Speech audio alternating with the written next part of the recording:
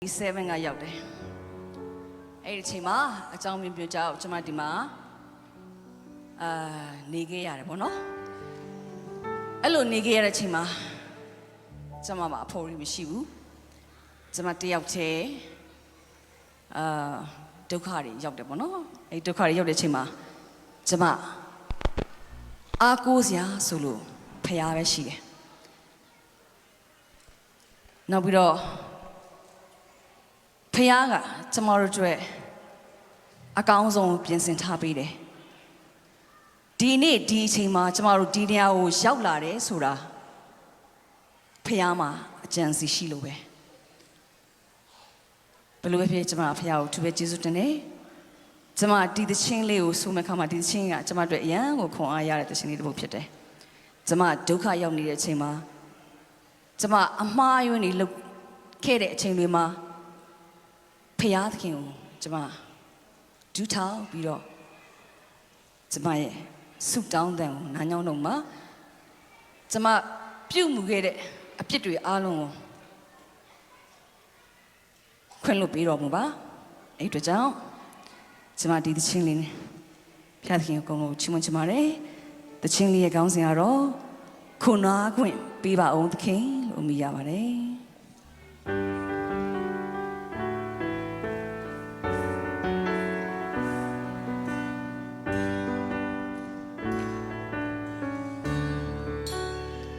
ကျနာမှုတွေပျောက်ဆုံးလို့တကယ်ကိုဝေးပြီးကွယ်ရင်ဒီခဲ့တဲ့အပေါင်းဖော်ခြင်းသူတွေ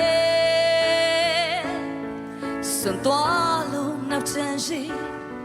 အပြစ်ဖွယ်လို့နေမိတဲ့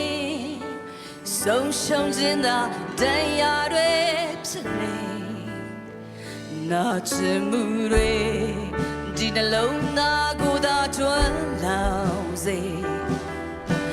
ဘယ်ချွမြာကပြစ်ခွာကမြုံညင်အဖြစ်တစ်ခုတော့တွေ့ပြီးတဲ့ဆိုမိုက်ခဲ့အချင်သာပဲဝမ်းနဲ့မျက်ရည်ဝန်ခံနေတဲ့သေးခုနာခွေပေးပါဦးခင်အပြစ်သားကြောင့်တောင်းဆိုနေ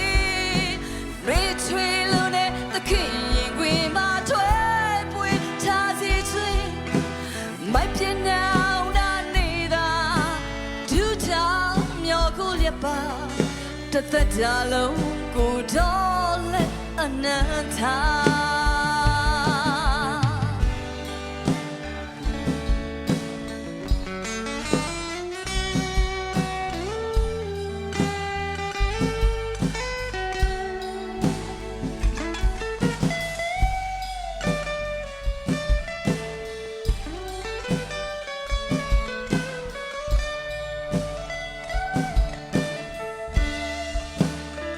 နာချင်မှုတွေ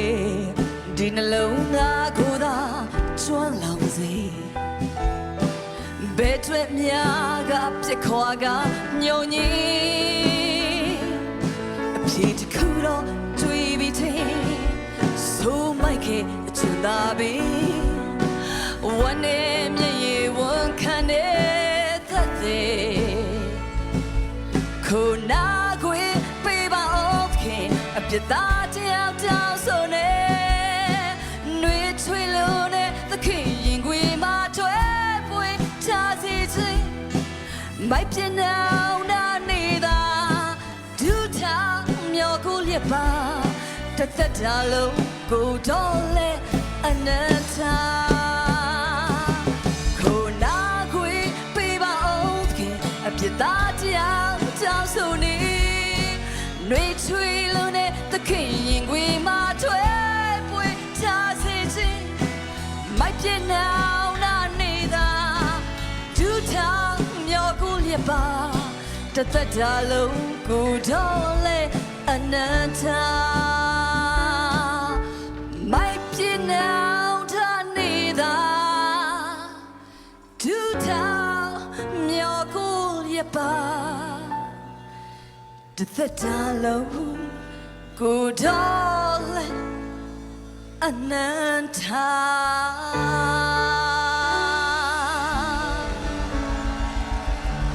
ကျေးဇူးတင်ပါတယ်